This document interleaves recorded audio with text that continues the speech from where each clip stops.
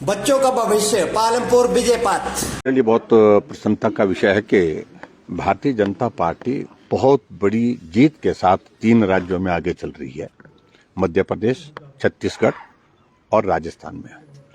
और जहां के तेलंगाना में भारतीय जनता पार्टी ने इम्प्रूव किया, 1 सीट थी, अब 7 सीटों पर आगे चल रही है।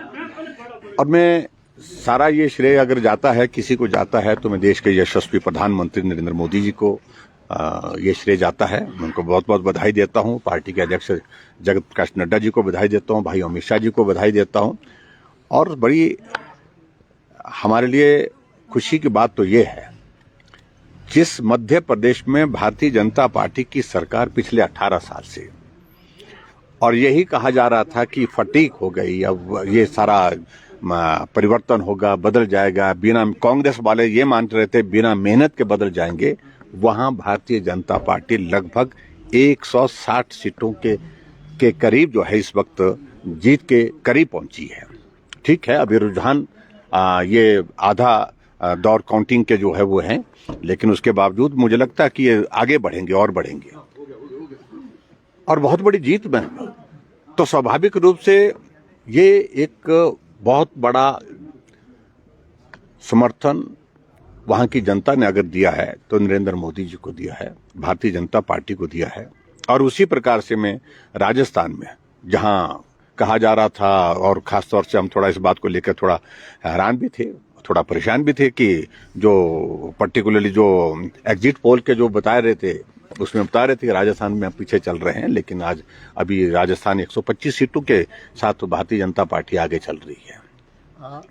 और छत्तीसगढ़ में विशेष तौर से जिसका मैं जिक्र करना चाहता हूं, मैं भी वहां पर गया था। जो हिमाचल के इंचार्ज थे उस वक्त, वहां के मुख्यमंत्री, उनके वहां पर हम हमारी बात पर कोई विश्वास नहीं कर, हम कह रहे थे कि छत्तीसगढ़ में भ्रष्टाचार का मुद्दा इतना बड़ा हो गया, कोयला घोटाला वहां पर, शराब घोटाला वहां पर, गोबर घोटाला वहां पर, महादेव ऐप वहां पर, इन तमाम 4 घोटालों की वजह से वहां एक माहौल बना हुआ था कि कांग्रेस पार्टी की सरकार को उखाड़ फेंकना चाहिए।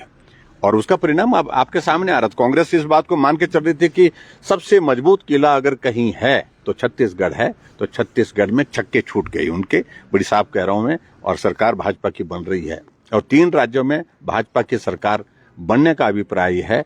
नरेंद्र मोदी जी की नीतियों पर विश्वास, एक ही गारंटी नरेंद्र मोदी, एक ही चेहरा नरेंद्र मोदी, एक बात को लेकर के बड़ा साफ और स्पष्ट संदेश इन चुनावों के माध्यम से। सर, कांग्रेस अभी भी काफी ज्यादा आश्वस्त है कि अभी रिजल्ट आए नहीं है, तो छत्तीसगढ़ में, तेलंगाना में जिस तरह से जीत आगे और बढ़ रही है कांग्रेस, 2 राज्यों में जो जीत है वो कांग्रेस। देखिए, तेलंगाना को कभी हमने क्लेम भी नहीं किया है। हमने कहा कि वहां सुधार करेंगे, इंप्रूव हुए, 1 सीट से 7 सीट पर हम आगे चल रहे हैं। इस बात को हमको मान करके चलना पड़ेगा। और दूसरी बात, जहां कांग्रेस ये अभी तक भी विश्वास कर रही है तो वो करते रहें, दिल को तसल्ली देते रहें। कब तक देंगे? 2 बजे तक देंगे, 3 बजे तक देंगे। देखिए, 50% टोटल काउंटिंग जो ईवीएम की कंप्लीट हो चुकी है। मेरे 3 राज्यों से बातचीत, वहां के नेताओं से, कुछ लोगों के साथ हमारा संपर्क लगातार बना हुआ है, तो वो हमको काउंटिंग का ये दे रहे थे। मैं पहले इसलिए नहीं कह रहा था, इसलिए क्योंकि काउंटिंग के 2-4 राउंड पहले के जो है वो रुझान ही होते हैं, लेकिन आधा काउंटिंग के बाद रुझान जो है वो नतीजों की तरफ बढ़ते हैं। अब नतीजों की तरफ बढ़ रहे हैं और मेरा ये मानना है कि निश्चित रूप से अब इन 3 राज्यों में कोई ताकत भारतीय जनता पार्टी को सत्ता में आने से नहीं रोक सकती। सर, जो छत्तीसगढ़ और राजस्थान है, वहाँ पर इन्होंने ओल्ड पेंशन स्कीम पहले ही बहाल की थी, तो क्या माने कि ये वहाँ पर रिजल्ट नेगेटिव जा रहे हैं? देखिए, नहीं, ये बहुत बड़ा मॉडल एक तरह का प्रस्तुत कर रहे थे देश के लिए।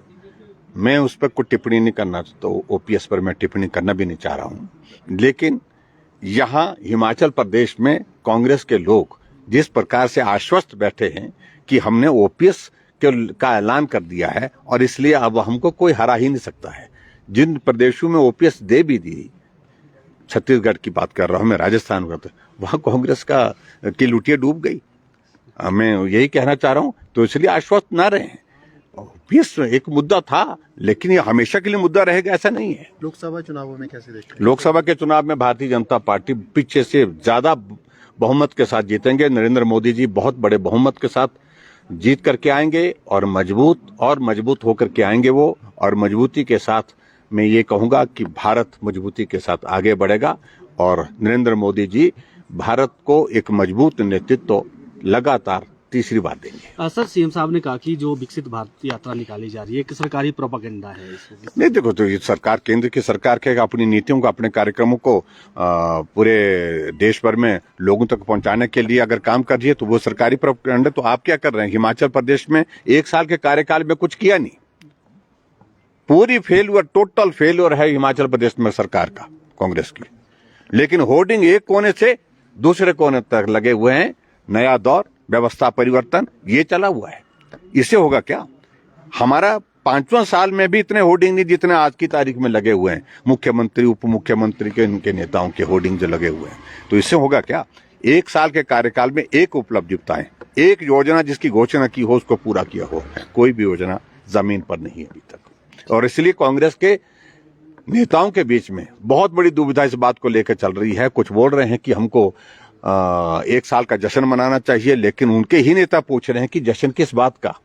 और आज के परिणाम आने के बाद जश्न की संभावना और भी समाप्त हो गई है। सर, हिमाचल प्रदेश से शब्द की शुरुआत हुई थी गारंटी। आपने भी अलग अलग राज्यों में जाकर ये कहा कि हिमाचल प्रदेश में जो गारंटी कांग्रेस ने दी थी वो पूरी नहीं हुई। तो आपको लगता है कि आप भी वहां जाकर ये लोगों को समझाने में समर्थ हो पाए, सफल हो पाए कि जो हिमाचल की गारंटी? देखो, मैं इस बात को लेकर के इतने कह रहा हूं, देखिए, मेरे जिम्मे में काम लगाया गया था कि 4 राज्यों में जाकर के झूठी गारंटी पर आपने फैक्ट्स के साथ बात करनी। हमने डिजिटल प्रेजेंटेशन दी है वहां पर, और वहां पर जाकर के प्रेस ने बहुत अच्छी तरह से उठाया उस मुद्दे को कि हिमाचल इस प्रकार से ठगा गया था और बाकी जगह ये ठगने की कोशिश कर रहे हैं। 1 साल सरकार का हिमाचल में बीतने के बावजूद एक भी गारंटी पूरी नहीं हुई। ये हमने जब बात कही तो लोगों के बीच में स्वाभाविक रूप से मुद्दा तो गया, लोगों तक पहुंचा है।